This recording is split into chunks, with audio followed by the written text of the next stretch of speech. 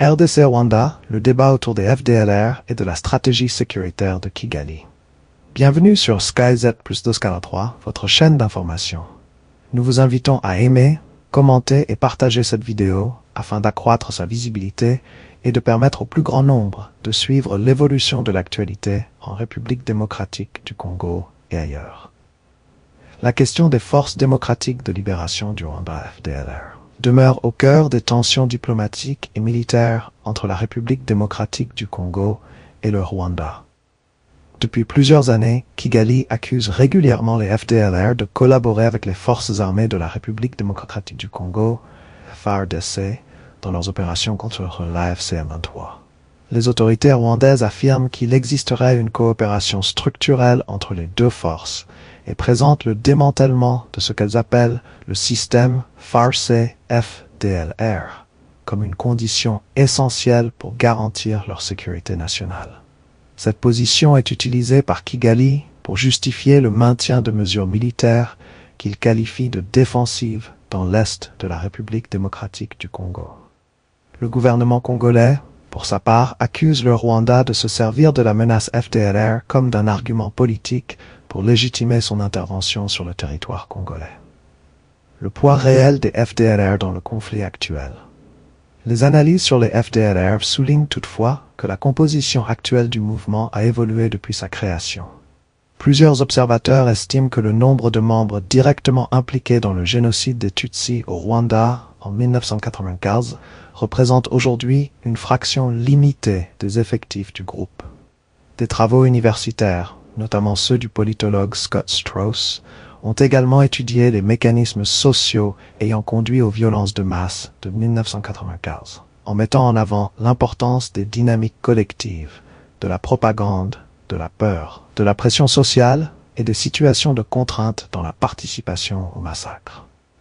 Pour certains analystes, l'utilisation permanente de la référence au génocide et au FDLR dans le discours sécuritaire risque ainsi de transformer une menace réelle mais limitée en argument politique destiné à justifier des opérations militaires prolongées.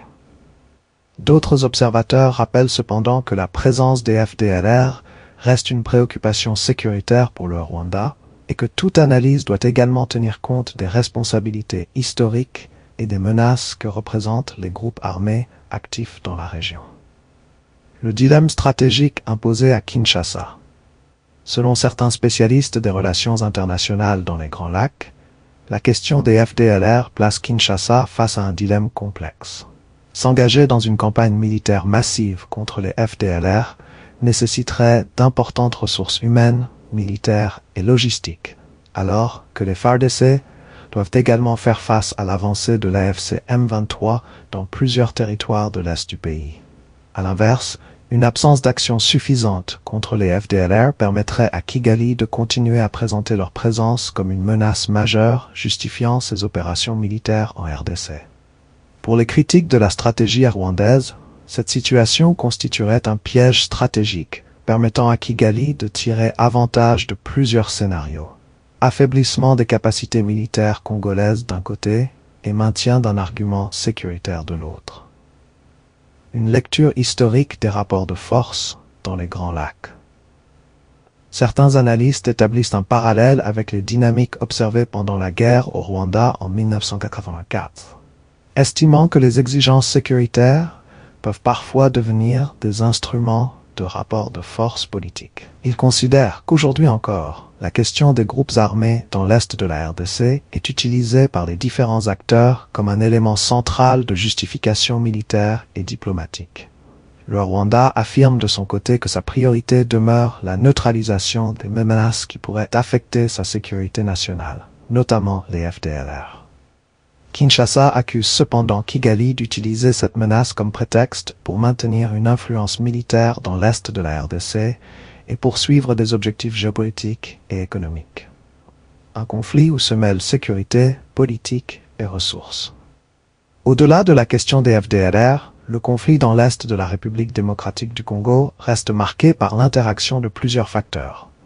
Héritage historique, rivalité régionale, groupes armés, enjeux ethniques, intérêts économiques et contrôle des ressources naturelles.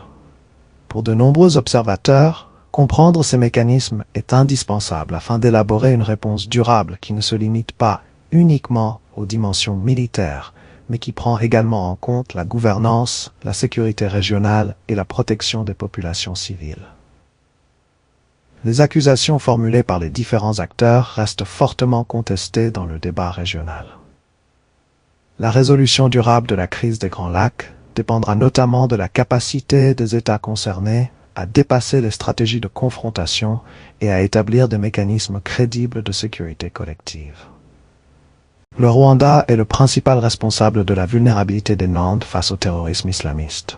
Les Nandais, ou Ira, peuple bantou majoritaire dans les territoires de Beni et Lubero au nord Kivu, subissent aujourd'hui une situation particulièrement dramatique. Ces zones, qui constituent le cœur du Grand Nord congolais, sont parmi les plus exposées aux violences en République démocratique du Congo. Depuis plusieurs années, les ADF, Allied Democratic Force, groupe d'origine ougandaise devenu ISCAP, province de l'État islamique en Afrique centrale depuis 2019, multiplient les attaques d'une extrême brutalité contre les populations civiles nandes. Massacres, enlèvements, viols collectifs, incendies de villages entiers et recrutement forcé d'enfants. Les chiffres sont accablants. Des centaines de civils tués en 2025 dans les seuls territoires de Beni et Lubero. Or, cette tragédie n'est pas seulement le fait d'un groupe terroriste. Elle est largement amplifiée et rendue possible par la stratégie du Rwanda. En soutenant massivement le M23 AFC, à la fois par l'envoi de plus de 10 000 soldats de la force de défense rwandaise FDR, et par un commandement opérationnel direct sur le terrain, le régime de Kigali a contraint les forces armées de la RDC, FARDC, à concentrer l'essentiel de leurs capacités sur le front sud et central du Nord Kivu. L'analyse des données d'ACLED, juin 2025, démontre qu'il existe une relation inverse claire entre les avancées territoriales du M23 et la capacité des forces congolaises à combattre les ADF. Chaque fois que le M23 capture de nouveaux territoires, les FARDC doivent redéployer des unités, affaiblissant mécaniquement le front nord. Résultat, un vide sécuritaire se crée à Beni et Lubero, que les ADF exploitent immédiatement pour intensifier leurs attaques contre les civils nandes. Le Rwanda ne se contente donc pas de déstabiliser l'est de la RDC par procuration, il produit activement l'incapacité de l'armée congolaise à lutter simultanément sur plusieurs fronts, puis utilise cette incapacité comme argument. C'est ici que se révèle le sophisme central de la propagande de Kigali. Le Rwanda crée les conditions d'un chaos multidimensionnel en ouvrant un front majeur avec le M23, ce qui épuise et disperse les forces congolaises. Puis, face à la recrudescence des massacres des ADF dans le Grand Nord, il déclare « Vous voyez bien que l'armée congolaise est incapable de sécuriser son territoire. » Ce raisonnement est fallacieux. Il s'agit d'une manipulation par inversion des causes et des conséquences. Le régime rwandais est l'un des principaux producteurs de l'incapacité des FARDC à gérer plusieurs menaces en même temps. En mobilisant des milliers de ses propres soldats et en dirigeant les opérations du M23, il force Kinshasa à prioriser la survie face à une agression soutenue par un État voisin bien équipé. Ensuite, il se présente en observateur neutre pour dénoncer la faiblesse congolaise. Ce narratif est d'autant plus cynique qu'il s'inscrit dans une stratégie de long terme.